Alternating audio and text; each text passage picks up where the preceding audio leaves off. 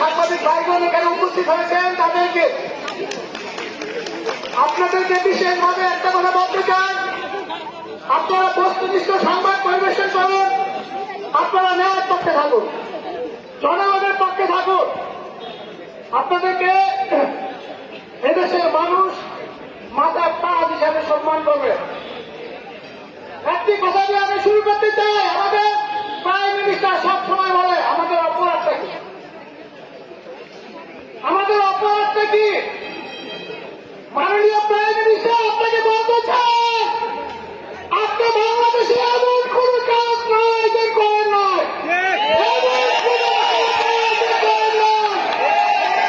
আপনি খুব ধর্ষণ, হত্যা, লুট, আপনার এই অপরাধের ফিরিস্তি তুলতে বলতে গেলে আমাদের কয়েক মাস সময় লাগবে, আমরা বলে শেষ করতে পারবো না। কিন্তু আপনাকে আমি একটি প্রশ্ন করতে চাই, আপনার সরকার আমার এই ছাত্রদেরকে কেন খুন করলো, কেন খুন করলো, এই প্রশ্ন আমি আপনাকে করতে চাই। তাদের অপরাধটা কি ছিল? তারা কি আপনাকে নামানোর জন্য আন্দোলন করেছিল?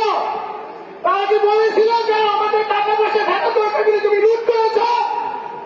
তারা কি বলেছিল যে ভাইরা আমাদেরকে খুন করেছে, তাদেরকে ফেরত দাও? তারা তো তাদের অধিকারের জন্য, নৈতিক অধিকারের জন্য তাদের মানে কি যেটা দাবি, মৌলিক দাবি কি আমাদের যোগ্যতার ভিত্তিতে, আমাদেরকে মেধার ভিত্তিতে আমাদের জব দেন। কিন্তু আপনারা সেটা সেই দল করতে গেলে আপনার মেলা দিচ্ছে, আপনার যুবলীগ, ছাত্রলীগ, টোকাই লীগ, হেলমেট লীগ, পরে আপনি এদেশের পুলিশকে আমাদের মুখোমুখি ভাগ করে দিচ্ছেন, তারপরে আপনি এদেশের র্যাবকে আমাদের মুখোমুখি ভাগ করে দিচ্ছেন, তারপরে আপনি বিজেপিকে আমাদের মুখোমুখি ভাগ করে দিচ্ছেন। সর্বশেষ যারা ছিল আমাদের অহংকার, যাদেরকে নিয়ে আমরা সবসময় গর্ব করতাম, সে আর্মি বাহিনীকে আপনারা আমাদের বিরুদ্ধে কাজ করে দিচ্ছেন। কেন? আপনি অবৈধভাবে থাকার জন্য, আপনি দীর্ঘ সময় অবৈধভাবে ছিলেন, সে অবৈধভাবে থাকার জন্য যে জনগণের ট্যাক্সের পয়সায় যে সমস্ত বাহিনীগুলোকে এদেশের মানুষ লালন পালন করে, সেই বাহিনীগুলোকে আপনি আমাদের বিপক্ষে লাগিয়ে দিচ্ছেন। আপনাকে বিশেষভাবে বলতে চাই, আল্লাহ দোহাইকে বলতে চাই, আপনি এদেশকে আর সিভিল ওয়ারের দিকে ছেড়ে দিবেন না। আপনি আমার ছাত্রদেরকে আর একটা গুলি করবেন না। আপনি সবাইকে দিয়ে বসে, আপনি সবাইকে দিয়ে বসে সুস্থ সমাধান করে আপনি কিভাবে চলে যাবেন, এদেশ থেকে আপনি কিভাবে বিদায় হবে, সেই সরকার তৈরি করে সেই সরকারের কাছে আমরা আমাদের গণহত্যার বিচার চাই। আপনার কাছে বিচার চেয়ে আমাদের কোন লাভ নাই, আমরা কোনো বিচার চাই না। আমি আমার সবাইকে ধন্যবাদ দিয়ে আমি আমার বক্তব্য শেষ করছি। বাংলাদেশ জিন্দাবাদ। তো আমি ইন্টারভেন করতে চাই, আর বসার কোনো সুযোগ নেই, একটাই দাবি, আমরা সরকার বসিতে নাই, এই সরকারের সাথে আর কোনো আলোচনা হবে না, এই সরকারের সমাধিকে একমাত্র পর। যদিও আমরা ব্যবসা শিক্ষা পরিষদ থেকে এই প্রতিবাদ সমাবেশটা আয়োজন করেছিলাম, কিন্তু আমাদের সাথে আরো অন্যান্য অনেক ডিপার্টমেন্টের আমাদের সহকর্মী শ্রদ্ধেয় অধ্যাপক সকল অনুষদের সম্মানিত অধ্যাপক এবং শিক্ষক মন্ত্রী যোগদান করেছে, তাদেরকে ধন্যবাদ। এবং তাকেও আমি বেশি দেখছি আমাদের ছাত্রছাত্রীদেরকে, যারা নির্ভয়ে আমাদের সাথে এসে যোগ দিয়েছেন, তোমাদেরকে অসংখ্য ধন্যবাদ। তোমাদের জন্যই সবকিছু, তোমাদের জন্যই আগামী বাংলাদেশ, তোমরাই আগামী বাংলাদেশকে বলবা। এ পর্যায়ে আমাদের মধ্যে বক্তব্য রাখবেন চৌধুরী সামনেত্র। আসসালামু আলাইকুম সবাইকে। আমি প্রত্যেকবারই বলি, সবসময় বলি, আমি আসলেও সংক্ষিপ্ত করব। একটা কথা খুব পরিষ্কার ভাবে বলতে চাই, নতুন বাংলাদেশ চাই যেখানে কোনো বিভেদ থাকবে না, নির্ভয়ে মানুষ তার মত প্রকাশ করবে। যেটা সলিমুল্লাহ স্যার বলেছেন, একটা শব্দ ত্যাগাবেন না, বিভেদ সৃষ্টি করবেন না। আমার ছাত্র ছাত্রীর গায়ে গুলি যদি লাগে, গুলির দরকার হবে না, ওর গলা চেপে ধরবেন, ওর মুখে হাত দিবেন, তারপর ফেরত আসবো, তারপর দাঁড়াবো। এখন 1 জন ছিলাম, 10 জন ছিলাম, এখন আপনি সংখ্যা দেখেন, দিনে দিনে এই সংখ্যা আরো বাড়বে।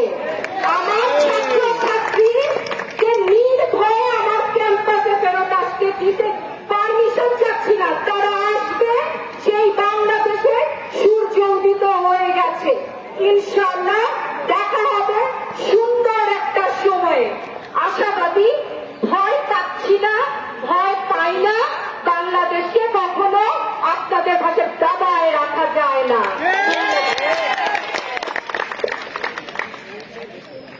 ধন্যবাদ আপা। এ পর্যায়ে আমি অনুরোধ করবো সংক্ষেপে বক্তব্য রাখার জন্য ব্যাংকিং বিভাগের অধ্যাপক শহীদুল ইসলাম জাহিদ। বিসমিল্লাহির রহমানির রহিম। আজকে আমার যে পরিচয় দেওয়া হয়েছে, আমি ঢাকা বিশ্ববিদ্যালয়ের ব্যাংকিং অ্যান্ড ইন্স্যুরেন্স বিভাগের অধ্যাপক শহীদুল ইসলাম জাহিদ। আমি আমার পরিচয় নতুন করে দিতে চাই। আমি হচ্ছে বাংলাদেশের শহীদ আবু সাঈদের শিক্ষক। আমি হচ্ছি বাংলাদেশের ছাত্র সমাজের অহংকার, শহীদ বীর বুদ্ধর শিক্ষক, যাদের বড় ভাই যে 6 বছরের শিশু জানালায় অথবা ছাদে উঠে হেলিকপ্টার উঠতে দেখতে গিয়ে মারা গিয়েছে তার বাবা। আমরা মনে করি আজকে আমরা প্রত্যেকেই হচ্ছে এই শহীদ আবু সাঈদ, শহীদ বীর বুদ্ধ, ওয়াসিম থেকে শুরু করে এ পর্যন্ত যারা শহীদ হয়েছেন তাদের আমরা পরম আত্মীয়। আজকে আমাদের পরিচয় আমরা বাংলাদেশি, কিন্তু আপনারা খেয়াল করে দেখেছেন আন্তর্জাতিক গণমাধ্যমে আমাদের যে ছবিগুলো যাচ্ছে, আপনাদের প্রেস মিডিয়ার মাধ্যমে সেখানে দেখানো হচ্ছে আমাদের টকবগে যুবক, তার মুখ চেপে ধরা হয়েছে, কলার চেপে ধরা হয়েছে, আমাদের মা বোনদের ইজ্জত লুণ্ঠিত করা হচ্ছে, আমাদের শিশুদেরকে গুম করা হচ্ছে, তাদেরকে ধরে ধরে নিয়ে যাওয়া হচ্ছে। এই বাংলাদেশ আমার পরিচয় হতে পারে না। আমার পরিচয়, আমরা যখন বিদেশে যাব আমরা গর্ব ভরে পরিচয় দেব, আমরা হচ্ছে সেই সাহসী যুবক শহীদ আবু সাঈদ এর দেশের মানুষ। আমরা হচ্ছে সেই বীর মুক্ত যে মানুষকে পানি খাওয়াতে গিয়ে বুলেট বিদ্ধ হয়েছে বলে তার দেশের মানুষ। আমরা নতুন করে আমরা এই বাংলাদেশের পরিচয় লিখতে চাই। আমরা ধিক্কার জানাতে চাই যারা এই নিরস্ত্র মানুষের বুকে গুলি চালাতে দ্বিধাবোধ করেনি। এরা নিরস্ত্র ছিল, এরা কি দাবি করেছিল? এরা বৈষম্যহীন একটা সমাজের স্বপ্ন দেখেছিল। সেই স্বপ্নে আপনি কুঠারাঘাত করেছেন, বুলেট বিদ্ধ করেছেন। আমাদের অনেক ছাত্রছাত্রীদেরকে রাতের অন্ধকারে এখান থেকে চলে যেতে বাধ্য করেছেন। এই হল কি আপনার বাবার? এই হল, এই সম্পদ, এই বিশ্ববিদ্যালয় করেছে বাংলাদেশের নাগরিক, বাংলাদেশের চাষি, কামার কুমার জেলে থেকে শুরু করে এই দেশের মানুষের রক্তের পয়সায়, রক্ত বেচা পয়সায় হচ্ছে এই বিশ্ববিদ্যালয় চলে। এই বিশ্ববিদ্যালয় কি আমার ছাত্রছাত্রীরা তারা কি উদ্বস্তু? আপনি হুকুম দিলেন আর তাদেরকে চলে যেতে হবে, আপনি হুকুম দেবেন আর তারা আসবে।